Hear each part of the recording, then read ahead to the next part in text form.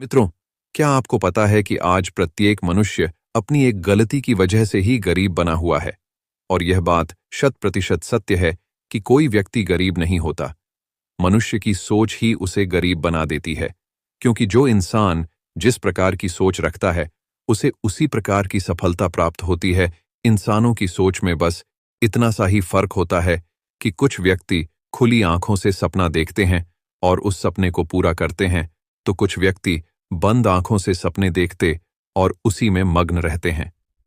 मित्रों, आज के इस वीडियो में हम एक कथा के माध्यम से जानेंगे कि किन कारणों की वजह से कलयुग का इंसान गरीब हो जाता है। मित्रों, एक बार की बात है, धन की देवी लक्ष्मी और धन के देवता कुबेर एक साथ अपनी अपनी राजगद्दी पर विराजमान थे। तभी वहां पर संपूर्ण जगत के प्रभु भगवान विष्णु के सबसे बड़े भक्त नारद जी प्रकट होते हैं और माता लक्ष्मी जी और कुबेर महाराज जी को प्रणाम करते हैं। और माता लक्ष्मी और कुबेर महाराज से कहते हैं, हे धन के देवताओं, मैं आपके पास अपने एक प्रश्न के निवारण की वजह से आया हूं कि किन कारणों की वजह से मनुष्य गरीब हो जाता है। वैसे तो धरती लोक पर मन से तो कोई गरीब नहीं होता है, परंतु किन कारणों की वजह से मनुष्य गरीब हो जाता है वह मुझे बताने की कृपा करें। तब देवी लक्ष्मी जी कहती हैं कि हे देवर्षि नारद जी, वाकई में आपका यह प्रश्न सर्वज्ञान संपन्न है, परंतु मैं आपको इस प्रश्न का उत्तर एक कथा के माध्यम से दूंगी, और जो भी मनुष्य इस कथा को पूरा अंत तक सुनता है वह कभी गरीब नहीं रहता है। उस पर हमेशा मेरी और कुबेर महाराज की कृपा हमेशा बनी रहती है, और फिर वह मनुष्य कभी गरीब नहीं होता है। अब देवर्षि नारद जी कहते हैं कि हे देवी, आप उस कथा को कहिए, मैं आपके द्वारा सुनाई गई कथा को पूरा अंत तक अवश्य सुनूंगा।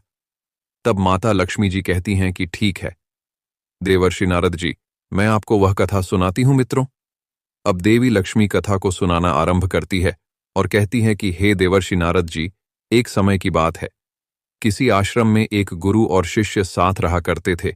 वे एक दिन कहीं जा रहे थे तो वह चलते चलते एक बड़े से खेत के निकट पहुंच जाते हैं। अब वह बहुत दूर चल चुके थे, इसलिए उन दोनों को प्यास लगने लगती है। तब वह इधर उधर देखते हैं तो उन्हें खेतों के बीचों बीच एक टूटा फूटा घर दिखाई देता है। तब गुरुजी अपने शिष्य से कहते हैं कि हे शिष्य, हो सकता है कि यहां पर हमें पीने के लिए जल मिल जाए।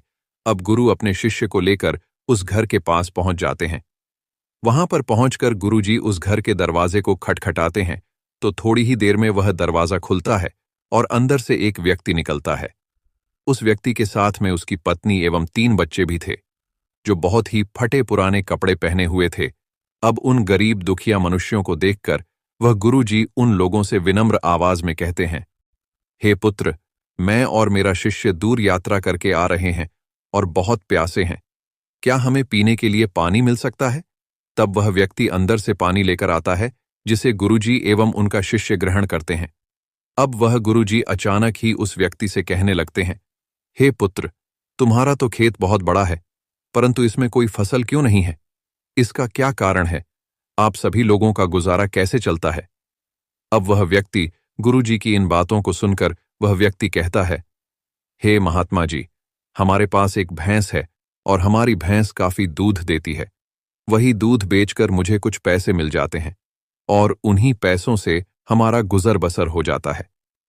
अब गुरुजी ने उस मनुष्य से बहुत सी बातें पूछी और इसी तरह बातों ही बातों में शाम हो गई। तब उन गुरुजी ने सोचा, आज की रात्रि हम यहीं रुक जाते हैं। अब वह गुरुजी उस व्यक्ति से उसके घर पर रुकने की अनुमति मांगते हैं। तब वह व्यक्ति गुरुजी को अपने घर में रहने की अनुमति दे देता है। अब गुरुजी और उसका शिष्य वहीं पर रुक जाते हैं। माध्यम रात्रि का पहर था, आधी रात बीत चुकी थी। तभी अचानक गुरुजी नींद टूट जाती है और वह उठ जाते हैं और वह जाकर अपने शिष्य के कान में एकदम धीमी सी आवाज में कहते हैं कि हे शिष्य, चलो अब हमें यहां से चलना चाहिए, परंतु हम इस मनुष्य की गरीबी दूर करके ही मानेंगे। इसके लिए हमें यहां से खाली हाथ नहीं जाना है, हम यहां से कुछ न कुछ लेकर अवश्य जाएंगे। हम एक काम करते हैं, हम इसकी भैंस को भी साथ में लेकर चलते हैं और हम इसकी भैंस को जंगल में छोड़ देंगे। अपने गुरुजी की ऐसी बातों को सुनकर थोड़े समय के लिए तो शिष्य को अपने गुरु की इन बातों पर विश्वास ही नहीं हो पा रहा था। वह शिष्य सोच रहा था कि यह वही गुरुजी है जिन्होंने मुझे इतना ज्ञान दिया है जिसमें चोरी करना इन्होंने पाप बताया है। परंतु मेरे गुरुजी आज पहली बार किसी के साथ गलत करने के लिए मुझसे बोल रहे हैं। अब मैं मेरे गुरुजी की बात को टाल भी नहीं सकता हूं, आखिर वह गुरु है मेरे। अब वह शिष्य और गुरु दोनों ही जंगल की तरफ उस भैंस को लेकर निकल पड़ते हैं और उस भैंस को जंगल में ले जाकर ऐसी जगह छोड़ देते हैं जहां से उस भैंस का मालिक उसे वापस ना ले जा पाए और ना ही वह भैंस वहां जा पाए। अब इसके बाद वह गुरु और शिष्य वहां से चले जाते हैं, परंतु शिष्य के मन में यह बात हमेशा ही खटकती रहती है कि मेरे गुरुजी ने उस भैंस को उस गरीब आदमी के यहां से ले जाकर जंगल में क्यों छोड़ दिया। ऐसा करते हुए आज लगभग 10 वर्ष गुजर चुके थे। अब उस शिष्य के गुरु की भी मृत्यु हो चुकी थी।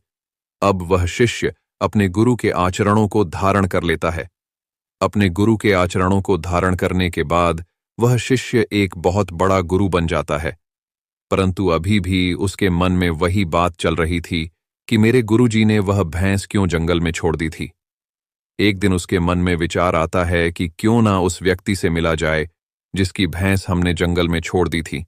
कुछ हो ना हो, हम उसकी कुछ आर्थिक मदद भी कर देंगे ताकि उसके आगे की जिंदगी खुशहाल हो सके। इसी विचार को लेकर वह महर्षि शिष्य उस व्यक्ति के पास जाने लगे और कुछ ही समय में वह उस व्यक्ति के पास में जा पहुंचा। लेकिन वहां का दृश्य देखकर वह चकित हो गए, क्योंकि अब उस खेत में बहुत से वृक्ष थे जिसमें बहुत सारे फल भी लगे हुए थे और झोपड़ी की जगह एक विशाल घर था।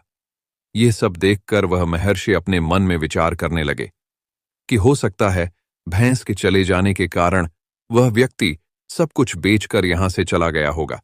इसी वजह से यहां पर इतना बड़ा घर बना हुआ है और यही बात सोचते हुए वह वापस लौटने लगते हैं। तभी उस महर्षि शिष्य की नजर उस व्यक्ति पर पड़ती है, तो वह शिष्य उस व्यक्ति के पास जाकर कहने लगता है, शायद आप हमें ना पहचानते हो, परंतु आज से कई वर्षों पहले मैं आपसे मिला था। तब वह व्यक्ति कहता है, मैं आपको कैसे भूल सकता हूं, आप तो उस दिन बिना बताए ही हमारे यहां से चले गए और उसी दिन हमारी भैंस भी ना जाने कहां चली गई, जो आज तक नहीं लौटी। कुछ दिनों तक मैं बहुत परेशान रहा करता था। मुझे कुछ समझ नहीं आ रहा था कि अब क्या करूं, परंतु जीवन जीने के लिए कुछ ना कुछ काम तो करना भी जरूरी था। इसीलिए मैंने लकड़ियों को काटकर बेचने का काम शुरू किया। जो भी पैसे मुझे मिले उन पैसों को मैंने अपने खेतों में खर्च करके फसल उगाने का प्रयास किया और मेरी मेहनत रंग लाई। मेरी फसल बहुत अच्छी हुई और दूसरे खेत में मैंने फलों का एक बगीचा लगवा दिया, जिससे उस बगीचे में बहुत अच्छे फल लगे और आज मैं शहर में फल बेचने वाला सबसे बड़ा व्यापारी हूं। लेकिन यह सब कुछ कभी ना हो पाता अगर वह भैंस यहां से ना गई होती, तो क्योंकि मैं उसी भैंस के कारण कोई दूसरा कार्य नहीं करना चाहता था। उसके जाने के बाद मैंने कार्य करने का दूसरा रास्ता चुना जिससे मैं पैसा कमा सकूं, लेकिन आज मैं अपनी जिंदगी से बहुत खुश हूं और शहर का सबसे बड़ा व्यापारी हूं। यह बात सुनकर वह महर्षि शिष्य उस व्यक्ति से कहता है, यह कार्य तो तुम पहले भी कर सकते। तब वह व्यक्ति बोला कि मैं कर तो सकता था, परंतु उस समय मेरी जिंदगी बिना मेहनत किए भी चल रही थी। इसी कारण मुझे कभी इस बात का एहसास ही नहीं हुआ कि मैं भी कभी कोई दूसरा काम कर सकता हूं। यही कारण है कि मैंने कभी कोशिश ही नहीं की। लेकिन भैंस के जाने के बाद मुझे इस बात का एहसास होने लगा कि मैं कोई दूसरा कार्य भी कर सकता हूं, और मैंने उसी समय यह दृढ़ निश्चय किया कि अब मैं अपनी जिंदगी में जो कुछ भी करूंगा अपने दम पर करूंगा, और इसी संकल्प की वजह से आज मैं इस मुकाम पर पहुंचा हूं। अब उस शिष्य को सब कुछ ज्ञान हो जाता है कि आखिर मेरे गुरुजी ने क्यों भैंस को ले जाकर जंगल में छोड़ा था, क्योंकि वह इस मनुष्य को एक दृढ़ निश्चय करने वाला मनुष्य बनाना चाहते थे, जिससे वह मेहनत करे और किसी के सहारे ना रहे।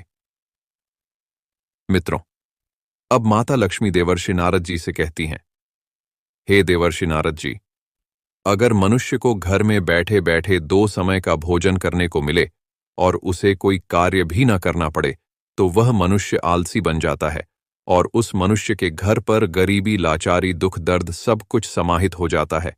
उसके घर से खुशहाली का नाम और निशान मिट जाता है।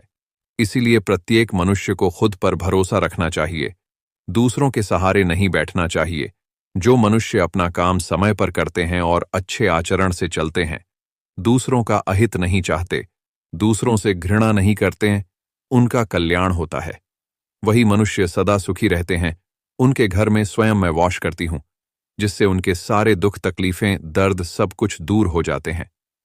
माता लक्ष्मी की बात सुनकर देवर्ष नारद जी कहते हैं, हे माते, आज आपने मुझे यह जो ज्ञान दिया है, यह सर्वे ज्ञान संपन्न है। मुझे आपने इस कथा के माध्यम से जो ज्ञान का अवलोकन कराया है, वह अत्यंत ही ज्ञानवर्धक है। मैं आपके द्वारा सुनाई गई कथा का संचार संपूर्ण विश्व जगत में उल्लेख करूंगा। मित्रों, इस कहानी को सुनकर हमें इस बात को सोचना चाहिए कि कहीं आपके भी जीवन में कोई रुकावट तो नहीं है, और अगर कोई रुकावट है तो उससे आगे बढ़ने का प्रयास कीजिए। जो आपके पास है उसे खोने का भय मत करो, क्योंकि आपके पास खोने को बहुत कम है, लेकिन कामयाबी के बाद पूरी दुनिया प्राप्त करने की कला भी आपके पास बहुत है। मित्रों, आशा करते हैं आपको हमारे द्वारा सुनाई गई कहानी अच्छी लगी होगी और आपको इस कहानी के माध्यम से बहुत कुछ सीखने को भी मिला हो। तो मित्रों, इस वीडियो को ज्यादा से ज्यादा लोगों में शेयर करना, ताकि वह सभी अपने आलस को दूर भगाएं और अपनी किसी भी कीमती वस्तु को खोने से ना डरे, तभी आगे जाकर उनका कल्याण होगा। आप अपने सभी साथियों में मोटिवेशन की भावना भरने के लिए इस वीडियो को उन तक शेयर अवश्य करें। और मित्रों, आप सभी लोग अगर जो हमारे चैनल पर नए हैं तो हमारे चैनल को सब्सक्राइब भी अवश्य करें। मित्रों, वीडियो को यहां तक देखने के लिए आप सभी लोगों का दिल से धन्यवाद। जय श्री कृष्ण।